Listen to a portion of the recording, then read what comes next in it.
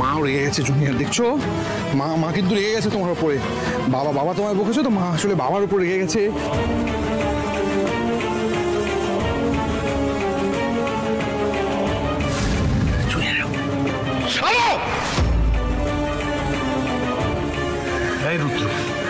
তুই কি করেছিস সেটা? দাদা ওদির এরকম মানসিক অবস্থা, তুই তার ওদিক কষ্ট পেয়েছে তো দাদা। কথায় বলে রাগ হলো চণ্ডাল, সব থেকে খারাপ রিপু। বড়নাথ বউয়ের এই শারীরিক অবস্থা, তুই নিজের রাগে একটু লাগাম টানতে পারলি না বাবা?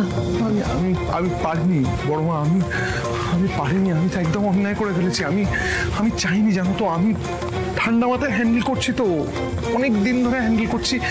আমার তো নিজের মনের অবস্থা ঠিক নেই। চোখের সামনে বারবার যখন দেখছি ওই বাচ্চাটাকে নিয়ে, জুনিয়র তো নেই, আমি তো এই সত্যিটার সাথে নিজেও খাপ খাওয়াচ্ছি। আমি একটা পয়েন্টের পর না নিজের মাথা ঠিক রাখতে পারলাম না। আমার মনে হলো যে আলোকে সত্যিটা জানানো দরকার, যে সত্যিটা আমি জানি। আমি পারলাম না নিজেকে আটকাতে। আমি আচ্ছা ঠিক আছে। কি ভালো যে একটা কাজ করেছো রুদ্রসিংহ রায়। আলোর তো মাথাটা খারাপ হয়েই গেছিল, এবার যদি শক পেয়ে হার্ট ফেল করে ব্যাস, তাহলে তো আমার রাস্তা সম্পূর্ণ ক্লিয়ার। শোন, এখন একটা কাজ কর, এক্ষুনি সাইকিয়াট্রিস্টকে একটা ফোন কর। দেখো, আমি বরং একবার মায়ের কাছে গিয়ে দেখি মা কি করছে। এই দিদিয়া, আমি যাবো আলমার কাছে। আচ্ছা ঠিক আছে, চল চল। ঝলমল ঝলম ফুটতোই ছেলেটা।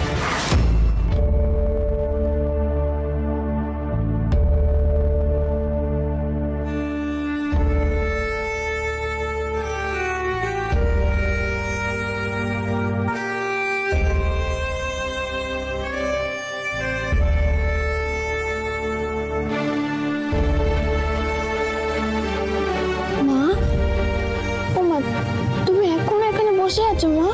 জানো আমার আর ঝলমলের না খুব খিদে পেয়েছে, আর আমার খুব ইচ্ছা করছে আজকে নুডলস খাবো। বানিয়ে দেবে মা আমায়? পুষ্পু আন্টি একদম ভালো বানায় না, আমায় বানিয়ে দেবে তো মা? ও আলমা, তুমি দিদির কথা শোনো না, তুমি আমার কথা শুনে তো পাস্তা বানিয়ে দাও। ও আলমা, তুমি কথা বলছো না কেন?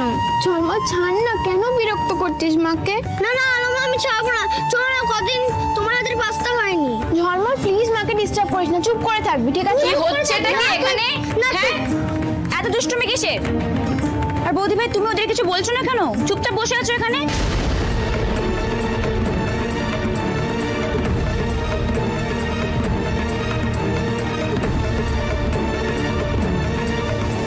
পাস্তা বানিয়ে দাও না গো। আমি নুডলস খাবো। না, আমি পাস্তা খাবো। আমি নুডলস খাবো বললাম তো। পাস্তা খাবো। উফ, তোরা থামবি একটু। আর বৌদি ভাই তুমি এখনো বসে থাকবে, কিছু বলবে না ওদেরকে?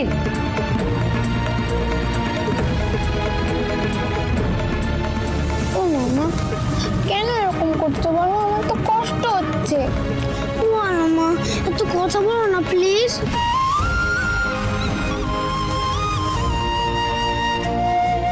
বৌদি ভাই, তুমি দাভাইয়ের কথায় খুব কষ্ট পেয়েছো তাই না? খুব রাগ করেছো।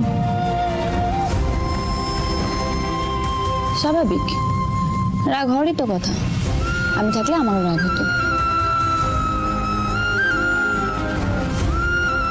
কিন্তু বৌদি ভাই, দাভাই ওখানে খুব কষ্ট পাচ্ছে।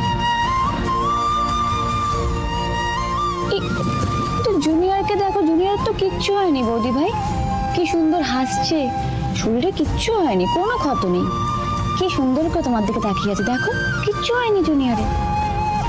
দেখো না বৌদি ভাই, ও বৌদি ভাই, আরে ও বৌদি ভাই, জুনিয়রের কিচ্ছু খাওয়া হয়নি, কত রাত হলো বলো তো? ও ঘুমোবে না নাকি? ঘুম পাড়িয়ে দাও ওকে।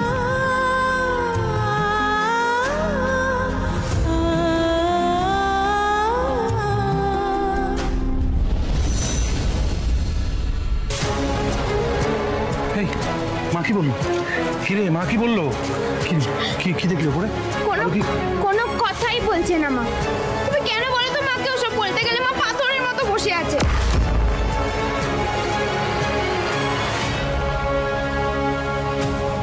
দাদা ভাই,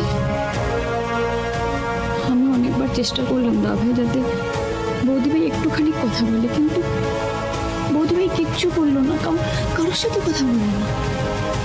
কি করবো বলতো এখন? কি করবো বলতো? আমি কতবার আলোমাকে বললাম, আলোমা আলোমা আমাকে একটু পাস্তা বানিয়ে দেবে, কিন্তু তাও আলোমা উঠলো না।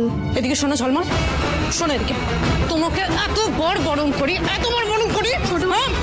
আরে এতবার বারণ করি এই ছেলেটাকে আলোমার ঘরে যাবে না কিছুতেই। তুমি জানো না তোমার আলোমা এখন অসুস্থ? বুঝতে পারছো তোমার আলোমা অসুস্থ? তুমি কেন বারে বারে আলোমার ঘরে গিয়ে আলোমাকে বিরক্ত করছো? নিজের পড়াশোনা নেই তোমার? নিজের ঘরে গিয়ে পড়াশোনা করতে পারো না? ছেলে বিরক্ত হয়ে গেছে এই ছেলেটাকে নিয়ে। আর ঝিলিক তুই তো বড়, তোর তো একটু বোঝা উচিত, তুই একটু বোঝতার হোক। তুই তো বুঝতে পারছিস তোর মা এখন স্বাভাবিক মানুষের মতন আচরণ করছে না, তোর মা এখন ঠিক নেই।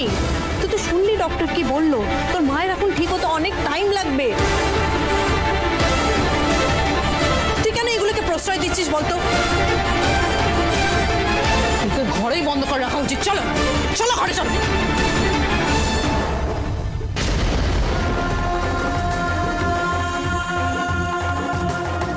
দাদা দেখ, আমি বুঝতে পারছি তোর মনের অবস্থা, কিন্তু দেখতে পাচ্ছিস তো বৌদি কারোর কথাই কিছু শুনছে না, কারোর কথায় কোনো কাজই হচ্ছে না।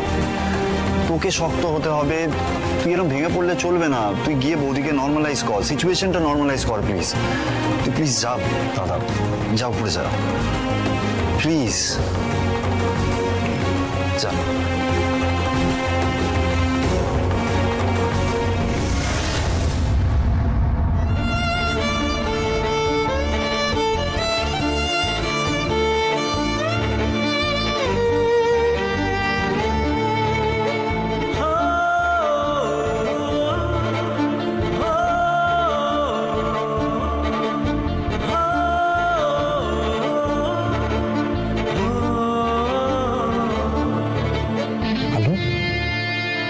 দেখাবে না?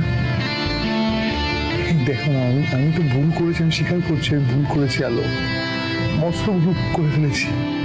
আলো আলো তুমি আমাকে ক্ষমা করে দাও। আলো তুমি ক্ষমা না করে দাও না, আমার ভেতরটা একদম ভেঙে চলে যাচ্ছে, দেখো একদম দুমড়ে যাচ্ছে। প্লিজ ক্ষমা করে দাও। আলো আলো তুমি কথা বলছো না কেন? আলো কথা বলো না, তুমি কথা না বললে একটা কিছু বলো। হলো তখন থেকে